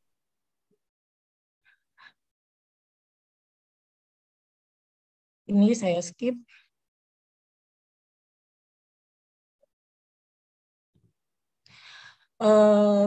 Kita mengenal bahwa kejaksaan itu hanya bertugas melakukan penuntutan, penyidikan kasus korupsi. Akan tetapi mungkin masih terasa awam dengan tugas jaksa sebagai pengacara negara. Di sini jaksa pengacara negara, jaksa bisa bertugas sebagai pengacara dalam melakukan penegakan hukum. Apabila pemerintah menghadapi gugatan dari pihak ketiga, bisa meminta bantuan pengacara negara, dan itu free, tidak ada biaya apapun. Kedua, memberikan bantuan hukum. Ketiga, pertimbangan hukum, memberikan LO atau legal opinion atau legal assistant di bidang perdata dan tata usaha negara, tindakan hukum lain, dan yang kelima pelayanan hukum. Dan pelayanan hukum itu bisa diberikan kepada pemerintah ataupun masyarakat. Masyarakat bisa berkonsultasi kepada jaksa pengacara negara apabila dia mempunyai permasalahan di bidang perdata, dan itu biayanya tidak ada, free, dan bisa juga melalui online dengan menghubungi jaksa pengacara negara. Untuk membenahi persoalan hukum di Indonesia, diperlukan perubahan sikap dari semua orang yang terlibat di dalam hukum. Penegaknya harus lebih tegas, masyarakat juga harus mengubah pandangan mereka terhadap hukum. Hukum itu harus sebenarnya bermanfaat. Dari keberlangsungan keteraturan negara Indonesia, maka hukum itu harus ditaati oleh seluruh lapisan masyarakat dengan menumbuhkan kesadaran yang dimulai dari diri sendiri. Kalau semua lapisan masyarakat sudah sadar, maka pasti akan tercipta sistem hukum yang baik di Indonesia dan tidak ada lagi persoalan-persoalan di dalam hukum. Dan eksistensi peranan Muhammadiyah dengan membuat LBH secara cuma-cuma telah membantu kewajiban pemerintah Indonesia dalam mewujudkan perlindungan hukum dan penegakan hukum terhadap hak atas bantuan bagi masyarakat Indonesia. Terima kasih. Mungkin ada kurang dan saya harap mungkin bisa bermanfaat. Assalamualaikum warahmatullahi wabarakatuh. Waalaikumsalam warahmatullahi wabarakatuh. Terima kasih kepada Ibu Era Handayani SHMH atas materinya. Selanjutnya kepada narasumber yang terakhir, Dr. Kandidat Irhamuddin SHMH selaku peneliti hukum. Disilakan, Bapak. Bismillahirrahmanirrahim. Assalamualaikum warahmatullahi wabarakatuh. Waalaikumsalam warahmatullahi wabarakatuh. Waalaikumsalam warahmatullahi Yang saya wabarakatuh. hormati keynote speaker dan seluruh pemateri dan seluruh peserta kegiatan seminar Pramuktamar Muhammadiyah dan Aisyah yang pada hari ini. Saya langsung saja saya datang ke sini sebagai peneliti hukum. Peneliti hukum ya, bukan Pak Warek 3 tapi peneliti hukum. Kita mengangkat dari tema perspektif Muhammadiyah menyikapi persoalan hukum di Indonesia. Sejak Muhammadiyah ini organisasi Islam yang didirikan 18 November tahun 1912. Nah kemudian Muhammadiyah belum pernah berpikir tentang bagaimana memperbaiki perspektif hukum di Indonesia. Tapi cenderung banyak bergerak di bidang sosial dan amar ma'ruf nahi mungkar. Nah kemudian di tahun 2016 timbullah pemikiran tentang perbaikan hukum di Indonesia. Salah satunya permasalahan tentang waskito itu juga menjadi dasar diadakan kegiatan Rakornas. Rakornas seluruh perguruan tinggi dan amal usaha Muhammadiyah di Universitas Muhammadiyah Malang. Yang pada saat itu dicetuskanlah didirikan lembaga LBH Muhammadiyah. Selama ini Muhammadiyah hanya ada badan MHH, Majelis Hukum dan HAM, tapi tidak ada legal standing bagaimana untuk menampung dan menyelesaikan permasalahan-permasalahan di Indonesia melalui wadah Muhammadiyah. Tahun 2016 di UM Malang dibentuklah LBH Muhammadiyah se-Indonesia. Salah satunya juga alhamdulillah sampai Lampung Utara juga. Lampung Utara ini ketuanya Pak Idran, dan kalau di kampus ada juga unit juga namanya UPBH untuk menyelesaikan permasalahan hukum di Indonesia. Nah kemudian kembali Pak Ketua izin tentang tadi perspektif Muhammadiyah, bagaimana menyikapi persoalan hukum di Indonesia. Izin saya juga perspektif adalah pandangan Muhammadiyah bagaimana menyikapi persoalan Indonesia. Saya izin juga hari ini mengungkapkan perspektif juga, tapi tentang perspektif kader Muhammadiyah. Saya perspektif sebagai kader Muhammadiyah yang ada di Lampung Utara. Yang ada di Lampung Utara. Menyikapi permasalahan di Lampung Utara, permasalahan hukum khususnya, saya mohon izin, ini kebetulan ada Ketua DPRD. Karena kalau kata Prof. Mahfud MD, politik tanpa hukum itu zolim. Tapi hukum tanpa politik itu lumpuh. Secara otomatis produk hukum itu adalah produk politik. Ya, salah satunya DPRD atau DPR RI, DPRD dan kabupaten dan provinsi. Dan di sini juga alhamdulillah hadir wakil dari Pengadilan Negeri Kota Bumi. Saya ingin membahas tentang permasalahan di Lampung Utara yang sangat urgen, Pak Ketua DPRD dan WKPN, ialah tentang permasalahan darurat narkoba. Darurat narkoba sangat miris di Lampung Utara ini. Kenapa saya bilang sangat miris? Ya baru kemarin tadi disampaikan oleh salah satu pemateri Ibu Era, permasalahan di Indonesia juga narkoba. Yaitu yang menarik ialah Kapolda yang menjual 5 kg ganja. Di Lampung Utara pun baru juga ada bandar yang menelan sabu, pecah di dalam, meninggal dunia juga. Ada juga permasalahan narkoba ini yang macam-macam. Izin Pak Ketua DPRD, saya masuk dalam grup sidang online Pak WKPN. Kalau kita amati di Lampung Utara, khususnya di PN Kota Bumi, dari 14 persidangan dijadwalkan, 9 pasti perkara narkoba. Kemudian dari 20, 15 perkara narkoba. Cenderung perkara konvensionalnya hanya sedikit, tapi narkoba semua di Lampung Utara ini. Kenapa? Tadi disampaikan oleh keynote speaker kita. Apakah budaya SDM-nya, apakah undang-undangnya yang jelek? Tapi saya rasa tidak. Undang-Undang 35 tahun 2009 sudah jelas tentang penerapan pasal 54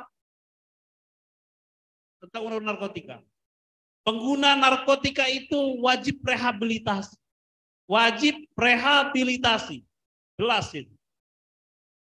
Tapi Lampung Utara ada salah satu anggota dewan yang peduli akan narkoba, buka Pak Balai Rehabilitasi Lampung Utara. Alhamdulillah tutup Pak, karena nggak ada yang rehab. Nggak ada yang dikirim untuk rehabilitasi. Cenderung penjarain semua.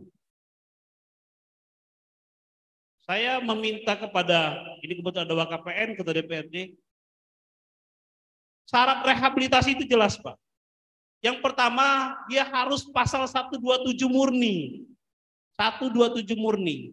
Yang kedua, ada permohonan dari pihak keluarga untuk meminta si tersangka untuk direhabilitasi. Tapi Pak, saya tidak menyebut namanya, APH di Lampung Utara melakukan transaksional tentang pasal tersebut. Dari 15 juta sampai 60 juta, kalau ingin 127 murni. Sementara tim asesmen terpadu atau TAT dapat melakukan TAT kalau dia pasalnya 127 murni. Di Lampung Utara ini, kembali ke pasal narkoba tadi Pak. Ada pasal 103 di di Undang-Undang 35 tahun 2009, majelis hakim dapat menjatuhkan putusan rehabilitasi. Tapi faktanya di Lampung Utara tidak ada, Pak, hakim PN Kota Bumi yang menjatuhkan rehabilitasi. 6 tahun, 8 tahun, bunyinya serem. 4 tahun, 6 tahun, 7 tahun, 8 tahun, 9 tahun, untung enggak kate pancung. Bisa cek adik-adik, teliti kalian, di lapas, di rutan, semua hampir rata tahanan narkoba. Mana yang rehabilitasi? Kenapa? Karena saya melihat bahwa KPN izin, Undang-Undang Kehakiman pasal Undang-Undang 48 tahun 2009 jelas. Hakim itu legal reasoning sebagai dasar dan penentu. Saya masih ingat, Pak, salah satu hakim Kota Bumi itu namanya almarhum Pak Faisal, orang yang berani mengatakan yang hak dan tanpa intervensi. Hakim itu takutnya, Dek, cuman sama dua, hukum dan keadilan, itu jelas. Tapi seolah-olah di PN Kota Bumi mengikuti alur apa yang dipermainkan oleh APH. Di Lampung Utara ini tidak ada, Pak, 127 murni. Bayar kalau 127 murni. Tapi majelis hakim tidak mungkin juga mengkaji sampai sana. Tapi dalam fakta persidangan, hakim dapat mengkaji, Pak, permasalahan itu. Lampung Utara, Pak Ketua DPRD, Pak WKPN, darurat narkoba saya dapat. Kenapa? Karena tidak ada rehabilitasi yang dilakukan kita, APH, bahkan PN-nya pun tidak berani mengambil keputusan jelas. Mana surat TAT-nya? Butuh pembuktian TAT, tapi jelas 103 itu majelis hakim dapat menjatuhkan putusan rehabilitasi. Insting seorang hakim dan keyakinan seorang hakim. 2 menit lagi, Pak Irham. Ya. Pasal karet yang selalu diterapkan 112, 114. Barang siapa menyimpan, memiliki. Bahkan terbaru ini, Pak, ada supir yang tertangkap bawa sabu-sabu, diputusnya 6 tahun. Padahal kalau dia supir, rehabilitasi. Saya pernah bertemu dengan salah satu petinggi BNN, Pak Brigjen Hanan di BNN Jakarta. Beliau sampaikan, pengguna narkotika itu sama dengan supir bis. Dia membawa penumpang, baik itu anaknya, keluarga, segala macam, tapi dia nggak tahu tujuannya, dia kemana. Tujuan kebahagiaan dia nggak tahu. Dia yang ada di otaknya, mindsetnya hanyalah tujuannya narkoba dan narkoba. Dihack, seperti itu. Nah, azan ulang. Izin, Pak Melatan. Masih 2 menit lagi kan? Ini lagi azan.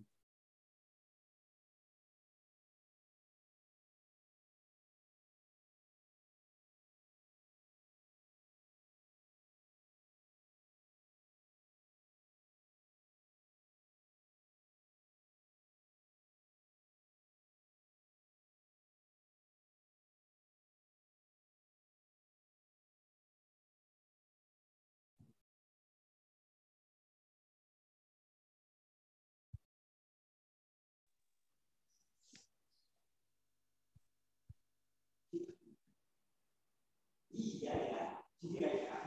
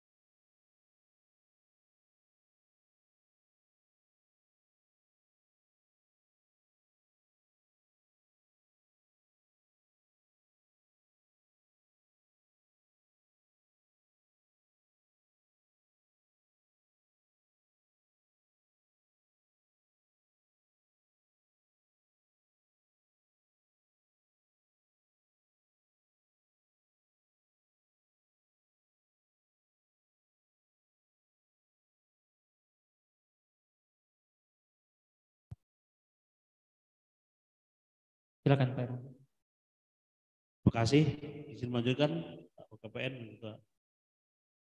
Kembali lagi dalam momen ini saya sebenarnya ingin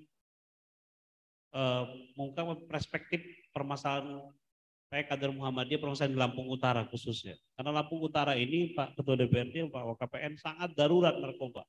Kenapa? Karena selalu bahkan terus terang saja Pak ada juga pegawai kantin salah satu saya nggak sebutkan di tempat penjara Pak, itu pipet itu Pak, itu laku Rp3.000. Itu dijual laku. Berarti ada juga sistem peredaran yang susah kita ungkap.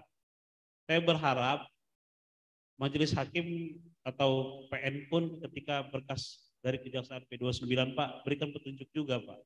Untuk ditambahkan juga 127-nya. Tapi dikaji kembali Pak. Karena Lampung Utara ini benar-benar sedang darurat narkoba. Darurat. Kita membahas perspektif hukum di Indonesia. Tapi kalau saya berharap kita nggak usah terlalu jauh hukum di Indonesia. Ya Lampung Utara juga masih Indonesia. Dan memang ini menjadi permasalahan urgent Pak. Sekarang Lampung Utara luar biasa narkobanya karena itu tadi Pak. Tidak ada penyembuhan melalui teknik rehabilitasi. Saya berharap ini menjadi pekerjaan kita bersama Pak Ketua DPRD dan teman-teman yang lain-lain, Pak WKPN, kemudian teman-teman praktisi hukum dan mahasiswa hukum untuk sama-sama memperhatikan tentang permasalahan ini.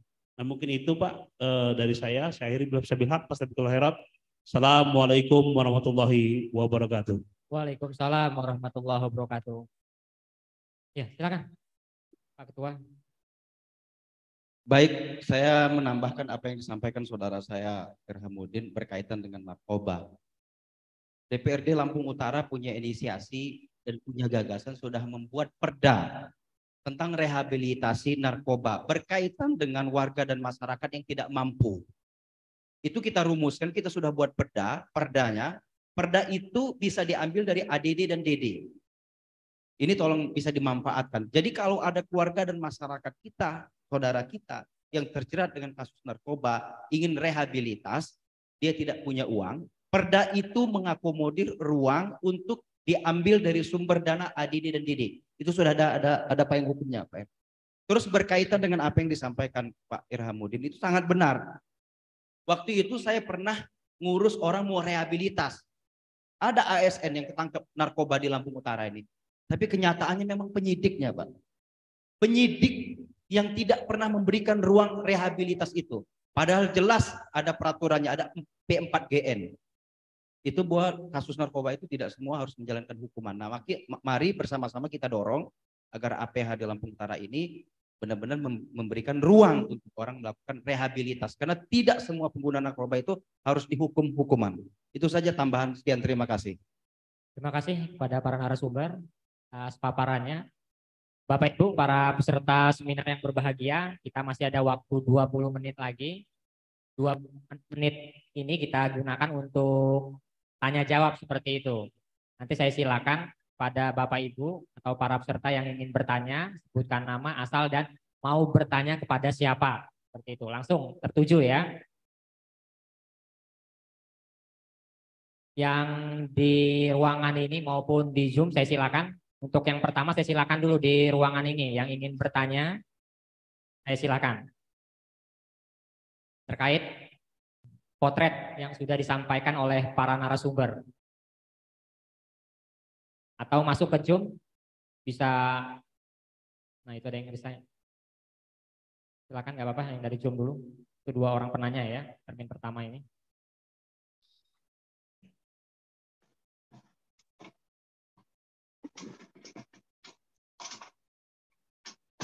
Sebutkan nama, asal, dan tujuan pertanyaannya ke siapa? Ya. Ya, baik, terima kasih moderator. Sebelumnya Assalamualaikum warahmatullahi wabarakatuh.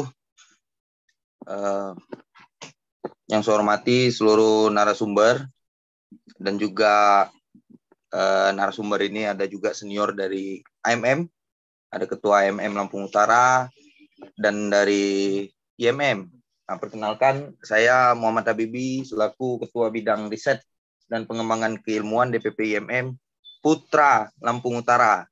Jadi perwakilan IMM yang kali ini di DPP IMM ya, tapi asal domisilinya dari Lampung Utara gitu. Menarik tadi pembahasan dalam seminar kali ini dalam perspektif Muhammadiyah. Tapi ada beberapa hal yang saya soroti ya, dan itu harus menjadi refleksi khususnya bagi APH gitu ya. Pertama, soal konstitusi dan konstitusionalisme itu. Dalam perspektif Muhammadiyah itu harus bernarasi besar, bergagasan besar gitu.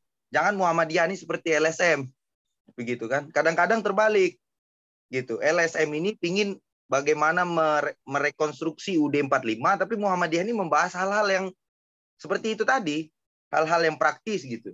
Nah, makanya karena ini adalah pra-muktamar, jadi mudah-mudahan ini jadi masukan juga dan jadi saran bagi senior-senior ya, ayahanda khususnya yang ada di PDM Lampung Utara untuk mengusulkan gitu. PP Muhammadiyah itu mewacanakan amandemen UUD 45 yang kelima, tapi memasukkan pengaturan soal kejaksaan tuh, yang paling penting itu di dalam UUD 45. Kenapa? Misalnya seperti Ibu narasumber tadi, Bu Era. Bagus tadi paparannya. Tapi Bu, kalau saya nih jadi anggota Komisi 3, saya cabut Undang-Undang Kejaksaan. Landasan Ibu bekerja apa? Masa Polri diatur di UUD 45? Iya kan? TNI diatur di UUD 45. Hakim, KY yang kewenangannya nggak jelas, diatur di UUD 45. Tapi Kejaksaan nggak diatur di UUD 45. Cuman Indonesia ini negara yang Kejaksaan tuh nggak diatur di UUD 45. Itu harusnya bisa digagas oleh PP Muhammadiyah tuh. Nah, kalau kita kan IMM ini kecil suaranya ya. Nah, mudah-mudahan ayahanda dan senior-senior itu bisa menggaungkan itu. Tidak hanya Kejaksaan, tapi juga soal KPK itu dimasukkan ke dalam konstitusi dan juga Bawaslu. Jadi bukan soal periode-periode jabatan presiden saja, tapi itu. Nah, yang kedua tadi persoalan APH. Tadi disorot tadi oleh senior kita dari ketua DPRD. Bang, izin Bang, jangan menyalahkan masyarakat Bang. Kalau masyarakat nggak sadar hukum itu bukan salah masyarakat, berarti salah kita semua selaku stakeholder negara ini, berarti yang tidak mensosialisasikan itu ke masyarakat. Ada unsur-unsur IMM nih yang bisa dilibatkan dalam hal sosialisasi itu. Jadi janganlah pesan kita semua jangan menyalahkan masyarakat.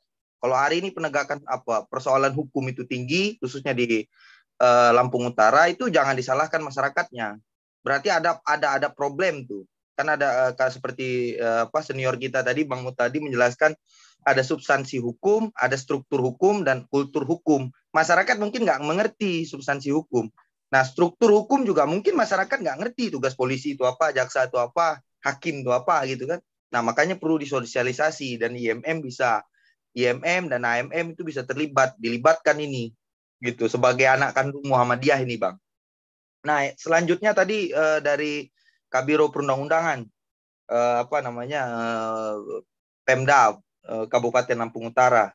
Tadi menjelaskan soal ini Pancasila segala macam. Bang, problemnya sekarang ini adalah peraturan perundang-undangan itu merujuknya kepada mekanisme Omnibus Law. Nah, jadi bagaimana menurut Abang mekanisme perizinan yang tidak bertentangan gitu dengan hati nurani masyarakat? Karena Omnibus Law ini kan sifatnya ini kan komersil gitu ya. Jadi jangan sampai kita menekan bahwa Pemda Kabupaten Lampung Utara ini dalam merumuskan peraturan daerah bersama dengan kepala daerah dan juga legislatif daerah itu jangan sampai itu dijadikan alat komersil, karena ketika merujuk tuh pada rujukannya bukan undang-undang pemerintah daerah lagi sekarang Bang, tapi undang-undang P3 yang memasukkan mekanisme Omnibus Law. Kalau Abang baca itu naskah akademik Omnibus Law itu Bang, izin ini Bang, itu komersil semua. Nah, kita mendorong jangan sampai Pemda Lampung Utara memasukkan hal-hal komersil gitu dalam peraturan daerah. Nah, mungkin itu ya yang bisa saya sampaikan. Sebenarnya nggak ada pertanyaan, saya hanya forum dialog, hanya menyampaikan saran gitu ya. Dan ini bukti bahwa kami DPP IMM selalu membersamai IMM di seluruh daerah untuk aktif dalam merumuskan hal-hal yang sifatnya produktif gitu untuk membangun negara dan juga daerah gitu. Nah, terima kasih. Itu saja yang dapat saya sampaikan. Billahi fisabilillah, wastabiqul khairat. Assalamualaikum warahmatullahi wabarakatuh. Wassalamualaikum warahmatullahi wabarakatuh. Terima kasih pada rekan saya Habibie atas pernyataannya yang disampaikan ya.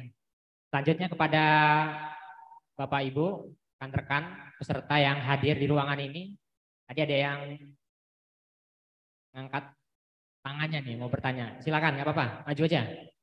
Di belakang tadi. Ya. Nggak jadi.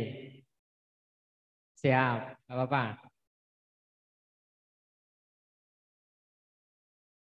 Ya, silakan. Nama, asal, tujuan pertanyaan. Baik, cek. Bismillahirrahmanirrahim. Assalamualaikum warahmatullahi wabarakatuh. Sebelumnya mohon izin kepada seluruh narasumber yang ada di depan. Perkenalkan, saya Pigi Ardiansyah, saya dari Fakultas Hukum Universitas Muhammadiyah Kota Bumi. Saat ini saya sedang semester 7. Baik, saya izin bertanya kepada kejaksaan. Tadi ada dari kejaksaan yang mengisi materi ya. Ini saya akan mengambil judul skripsi tentang restoratif justice yang ada di kejaksaan. Cuman setelah saya perhatikan RJ ini bukan hanya milik kejaksaan, tapi ada juga RJ yang ada di kepolisian. Nah, yang ingin saya tanyakan adalah seperti apa yang kita ketahui bahwa APH, kejaksaan dan kepolisian adalah satu kesatuan yang tidak dapat dipisahkan daripada asas hukum pidana atau penegakan peradilan pidana. Nah, pertanyaan saya, mengapa restoratif justice yang diadakan oleh kejaksaan dan kepolisian tidak dijadikan jadi satu payung hukum saja, Pak? Tidak jadi satu payung hukum saja, sehingga jika ada kejahatan-kejahatan ringan yang sifatnya dapat di-RJ-kan, itu masyarakat tidak perlu bingung mau RJ-nya ke kejaksaan atau ke kepolisian. Mungkin itu saja. Cukup. Sekian, saya mohon maaf kepada Allah, saya mohon ampun. Billahi fisabilil haq, fastabiqul khairat. Wassalamualaikum warahmatullahi wabarakatuh. Terima kasih kepada Vicky ya atas pertanyaannya. Ini bisa langsung dijawab dulu pertanyaan Vicky terkait masalah RJ restoratif justice untuk Ibu Era Handayani. Terus terakhir dari rekan Habibie, nanti kepada narasumber ya kan. Silakan kalau untuk menanggapi ya, kalau misalkan mau menanggapi. Pada Ibu Era Handayani SHMH, disilakan tuh untuk bisa menjawab Bu pertanyaan dari Vicky terkait masalah restoratif justice. Ya, terima kasih atas pertanyaannya. Bang moderator. Ya. Mengenai masalah restoratif justice. Restoratif justice itu kan penyelesaian perkara yang tidak melalui ke pengadilan. Kemudian mengapa ada restoratif justice di tingkat kepolisian, di kejaksaan? Mungkin dari tadi Pak yang penanya itu juga belum memahami juga di dalam pengadilan itu juga bisa dilakukan restoratif justice. Kemudian restoratif justice itu mengembalikan kembali kepada keadaan semula. Tidak semua korban kita sudah memediasi baik di tingkat kepolisian maupun di kejaksaan, bahkan sampai di pengadilan itu perkara itu selesai. Di dalam restoratif justice itu harus ada korban harus memaafkan perbuatan dari pelaku. Apabila di kepolisian korban belum memaafkan pelaku, akan berarti proses tersebut akan naik di kejaksaan. Di kejaksaan pun kita juga melakukan mediasi, apakah perkara ini naik atau tidak. Kita biasanya juga melakukan restoratif justice seperti yang saya lakukan sendiri. Waktu itu saya pernah melakukan restoratif justice terhadap perkara penganiayaan. Di dalam kepolisian, mereka telah melakukan restoratif justice, tapi belum tercapai kesepakatan damai. Akhirnya perkara tersebut sampailah ke tingkat kejaksaan. Dan di tingkat kejaksaan, kita memediasi juga untuk melakukan restoratif justice. Kita menemui korban dan keluarganya, terdakwa dan keluarganya, dan para pihak yang terkait. Saya mengajukan RT, RW, dan lingkungan sekitar. Kemudian, di saat kita mediasi, memang benar telah terjadi kesepakatan perdamaian. Tapi dengan adanya restoratif justice, jangan terjadi ada perkara baru lagi di dalamnya. Kemudian setelah kita ajukan pertanyaan dan memang mereka sepakat untuk berdamai, oke, kita lanjutkan. Tetapi dari pihak korban masih merasa adanya keberatan, sehingga RJ-nya itu gagal dan akhirnya saya sampaikan lagi, saya limpahkan lagi ke pengadilan, dan di pengadilan pun tetap RJ-nya itu dilakukan juga, akan tetapi karena korban memang merasa saya mau maafkan, tapi saya memang ingin masalah ini selesai dengan acara hukum, sehingga dilakukan terhadap terdakwa itu putusan. Sehingga RJ tersebut bisa dilakukan di kepolisian, di kejaksaan, maupun di pengadilan.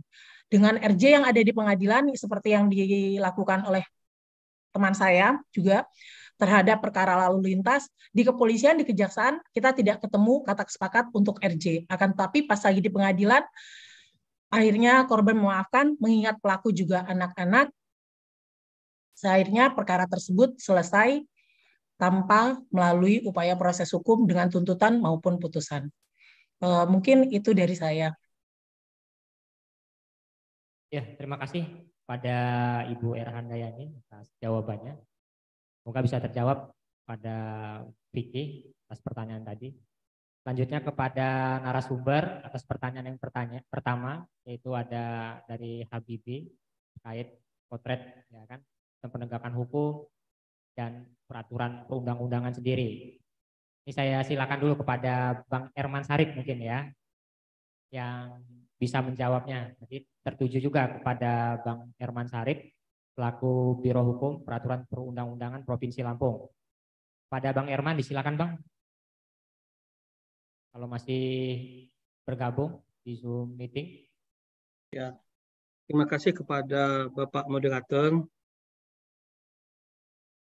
Terkait dengan pertanyaan atau diskusi yang disampaikan oleh Muhammad Habibie, sesuai dengan ketentuan yang ditanyakan terkait dengan pembentukan suatu rancangan peraturan daerah, memang dalam pembentukan suatu rancangan peraturan daerah harus kita pahami bagaimana kita menyusun suatu peraturan daerah itu tidak boleh bertentangan dengan peraturan perundang-undangan yang lebih tinggi. Artinya peraturan perundang-undangan tersebut jangan sampai tidak bisa dilaksanakan dan ditindaklanjuti. Saya juga apresiasi kepada Ketua DPRD Kabupaten Lampung Utara yang telah menyusun rancangan perda tentang nafsa. Memang ketentuan tersebut memang dapat kita ketahui memang sudah amanat daripada peraturan perundang-undangan yang berlaku. Terhadap penjelasan Muhammad Habibie terhadap rujukan daripada penyusunan suatu rancangan perda, memang kita sudah mempunyai Undang-Undang 11/2020 tentang Cipta Kerja. Nah, Undang-Undang Cipta Kerja ini telah ada PP-nya sebanyak 48 PP dan 5 peraturan presiden. Ketentuan daripada Cipta Kerja memang menyangkut terkait dengan perizinan dan pelaksanaan daripada kegiatan-kegiatan yang akan dilakukan di daerah. Tetapi Undang-Undang 11/2020 memang lagi proses terhadap judicial review ke Mahkamah Konstitusi yang akan kita tunggu pada 2 tahun yang akan datang. Nah, terkait dengan telah dibentuk atau ditetapkan Undang-Undang 13/2022 tentang perubahan atas Undang-Undang 12/2011 tentang pembentukan peraturan perundang-undangan, memang sekarang ini pembentukan suatu produk hukum harus menyesuaikan ketentuan Undang-Undang 13/2022. Artinya pembentukan Omnibus Law bisa kita lakukan harus berdasarkan pada Undang-Undang 13/2022. Nah, terkait dengan materi muatan yang terkandung dalam Pancasila, memang selama ini materi muatan rancangan produk hukum daerah yang kita cermati pada saat ini memang sangat minim terhadap substansi materi yang diterapkan di dalam ketentuan Pancasila. Artinya Pancasila itu adalah sumber dari segala sumber hukum. Jadi Pancasila itu di atas daripada Undang-Undang Dasar 1945. Artinya ketentuan-ketentuan hal yang bisa kita cermati diperkenankan untuk kita menyusun materi muatan dalam penyusunan perda dengan mempedomani nilai-nilai Pancasila. Kalau dia memang diperkenankan dalam substansi materi yang kita akan susun terhadap raperda yang diadakan di Kabupaten Lampung Utara. Yang kedua, saya sependapat juga dengan Pak Habibie kita harus juga melihat kondisi daripada masyarakat kita di Lampung Utara, bagaimana supaya masyarakat Lampung Utara itu ya dapat menjalankan suatu peraturan perundang-undangan, baik dia yang disusun oleh DPR di Kabupaten Lampung Utara maupun pemerintah daerah Kabupaten Lampung Utara. Semoga sinergitas antara DPRD Kabupaten Lampung Utara dan pemerintah daerah Kabupaten Lampung dapat berjalan sesuai dengan yang kita harapkan.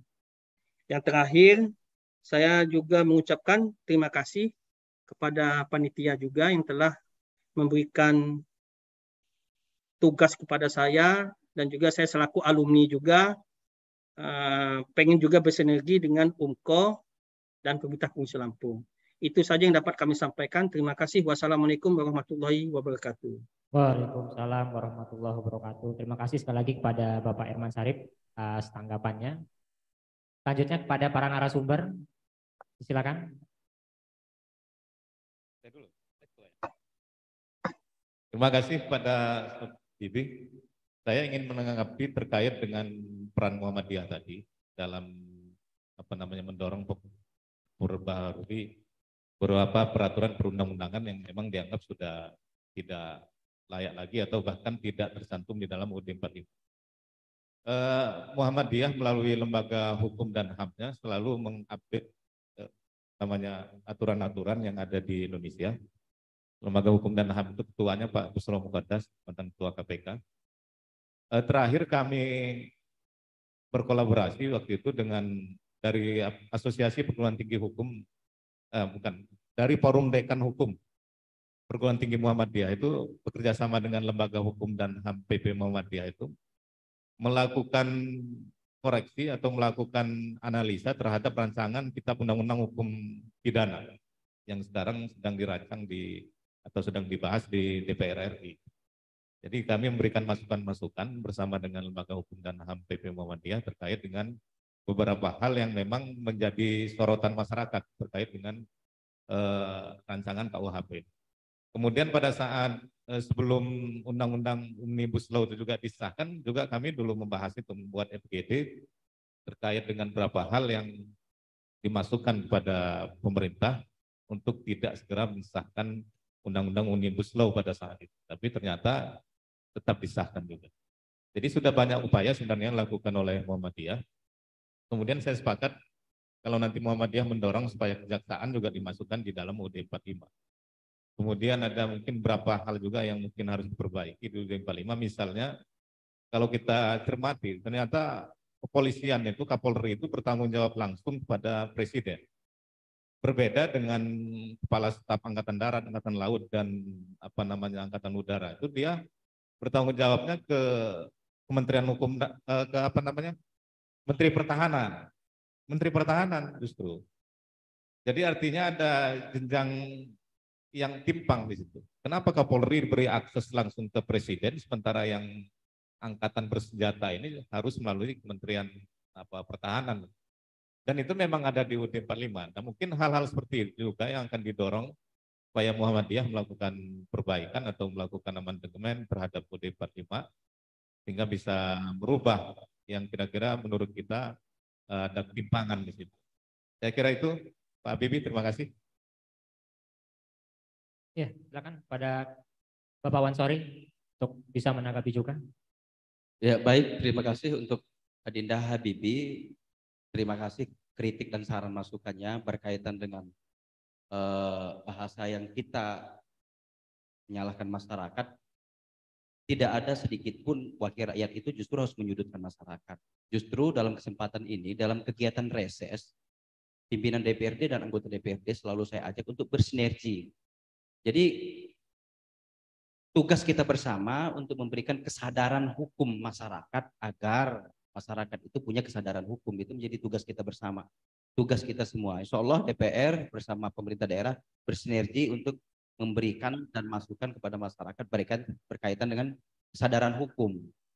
Berkaitan dengan Undang-Undang Cipta Kerja, ya kalau Demokrat udah jelas itu menolak, gitu. Karena Demokrat tidak sependapat dengan itu, belum waktunya, belum tepatnya. Kalau kami fraksi Demokrat udah jelas menolak undang-undang tersebut. Jadi saya tidak berkomentar terlalu jauh. Itu saja, terima kasih kritik dan saran masukannya.